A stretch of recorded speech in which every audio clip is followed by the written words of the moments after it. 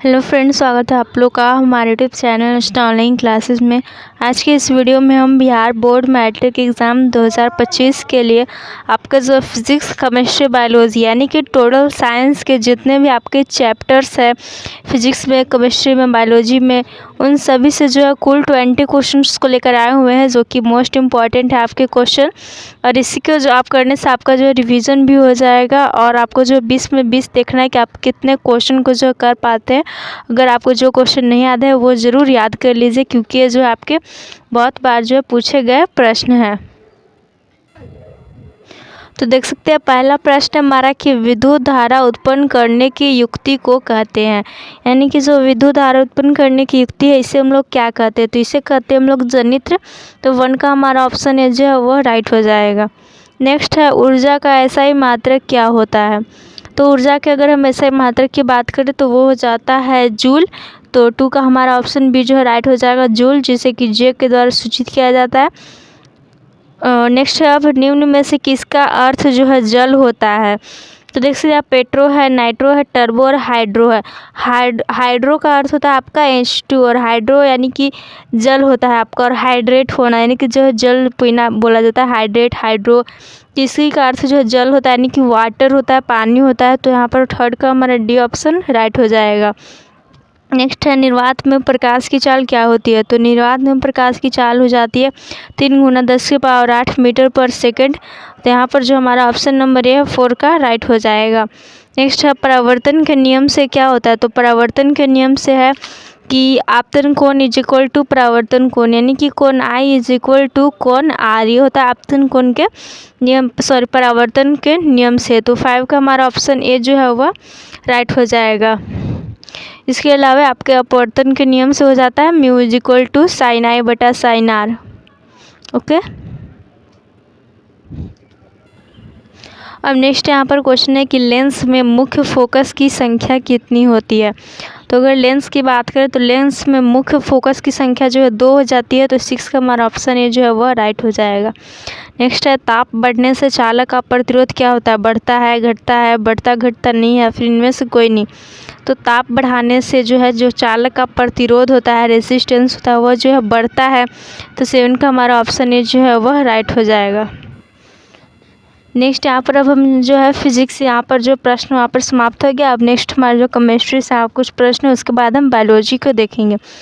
तो केमिस्ट्री से यहाँ पर पहला प्रश्न है कि शाक सब्जियों का विघटित होकर कंपोस्ट बनना किस प्रकार की अभिक्रिया है। तो जो शाक सब्जी होता है इन सभी को जो है अगर हम कहीं कचरे के डिब्बे में रख देते हैं तो वो विघटित होकर क्या होता है, कंपोस्ट यानी खाद एक प्रकार से बनाता है। तो किस प्रकार की अभिक्रिया होती है, जो आपका उष्मा क्षेपीय अभिक्रिया है, यानी कि इसमें जो है उष्मा की जो प्राप्ति होती है। तो 1 का हमारा बी वह राइट हो जाएगा। नेक्स्ट है कि उपचयन वह प्रक्रिया है जिसमें क्या होता है। तो उपचयन की प्रक्रिया में क्या हो जाएगा, उसमें जो है उपचयन यानी कि ऑक्सीडेशन होता है। इसमें जो ऑक्सीजन का योग होता है यानी कि ऑक्सीजन जो किसी तत्व से जुड़ता है, और क्या होता है हाइड्रोजन का वियोग होता है यानी कि हाइड्रोजन जो है उससे अलग होता है, और इसमें जो इलेक्ट्रॉन का त्याग भी होता है। तो ये हमारा इनमें से सभी जो ऑप्शन डी है राइट हो जाएगा। नेक्स्ट है विद्युत अपघटन में इलेक्ट्रॉन मुक्त होता है किस पर। तो जो विद्युत अपघटन की क्रिया होती है तो इलेक्ट्रॉन जो है मुक्त होता है कैथोड पर। यहाँ पर नंबर 3 का बी ऑप्शन जो है राइट हो जाएगा। नेक्स्ट यहाँ पर क्वेश्चन हमारे सक्रियता श्रेणी में सबसे अधिक क्रियाशील धातु जो है कौन सा है। तो जब सक्रियता श्रेणी हम देखते हैं तो सबसे अधिक क्रियाशील धातु की अगर बात करें तो वो हो जाएगा यहाँ पर हमारा Na यानी कि सोडियम। इन सभी में, इन चारों में हमारे सबसे अधिक क्रियाशील कौन है, तो यहाँ पर हमारा सोडियम है। तो 4 का बी ऑप्शन जो है वह राइट हो जाएगा।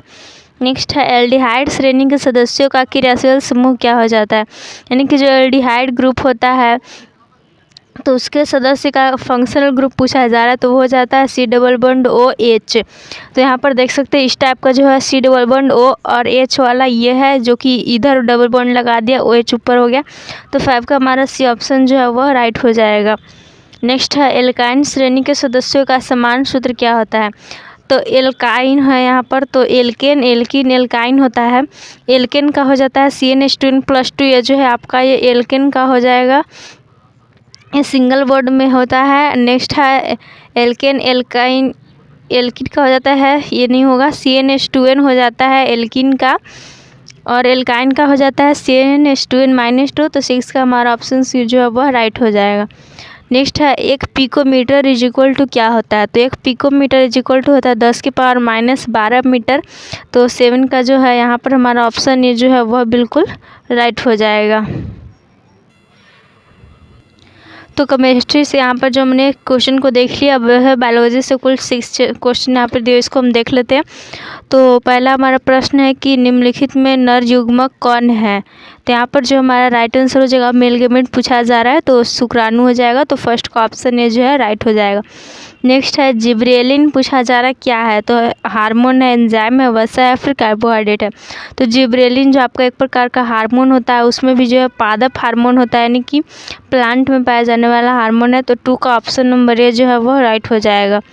नेक्स्ट है, पादप में फ्लोएम उत्तरदायी है, यानी कि पौधों में जो फ्लोएम होता है वह किसके लिए उत्तरदायी होता है, आखिर उसका कार्य क्या होता है? तो पौधों में जो फ्लोएम होता है उसका कार्य होता है भोजन का संवहन करना, यानी कि भोजन का वह जो है परिवहन करता है पौधे के प्रत्येक भाग में। तो 3rd का हमारा बी ऑप्शन राइट हो जाएगा। और जो जाइलम होता है वह जो है जल का संवहन करता है।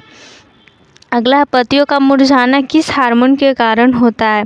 तो पत्तियों का मुरझाना जो है वो हो जाता है आपका एब्सिसिक अम्ल के कारण, एब्सिसिक एसिड के कारण।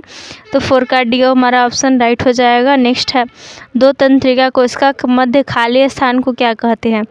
यानी कि जो 2 तंत्रिका कोशिका की यहाँ पर बात की जा रही है, तो इसके जो मध्य खाली स्थान होता है इसे हम लोग जो है सिनेप्स कहते हैं, या फिर सिनेप्टिक दरार भी इसे कहा जाता है। तो 5 का बी ऑप्शन राइट हो जाएगा। नेक्स्ट है, अलैंगिक जनन मुकुलन के द्वारा होता है, किस में होता है? तो अलैंगिक जनन जो है मुकुलन के द्वारा होता है हाइड्रा में और ईस्ट में होता है।